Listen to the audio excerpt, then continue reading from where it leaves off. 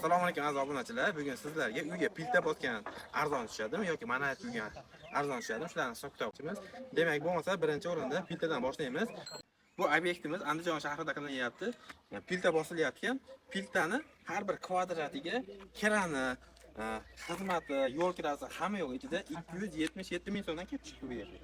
Endi bu yerga hozir uskunalarni chekasini montajlarini olib boryapti. Armaturasi, sementi, usta haqqini hisoblaganimizda taxminan 40 ming so'mlik rasxod ketyapti. Shunda 1 metr kvadratga plita bosish taxminan 330 ming so'm atrofiga kelib to'xtayapti.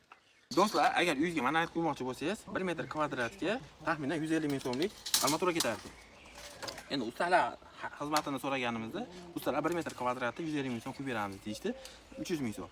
Endi bunga qo'shimcha sheben, sement, yana apparatga arenda, ustun arenda shularni hisoblaganimizda 1 metr monolitimiz 360 ming so'mga to'xtayapti.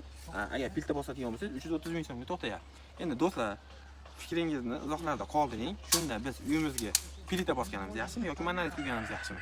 Biz albatta kommentariyalar hammasini o'qib ko'rib chiqamiz. Keyin kanalimizda juda ham ko'p foydali videolar va obuna bo'lishni unutmang. Izohlarda albatta fikringizni qoldiring. Like bosishingizdan chiqmasin.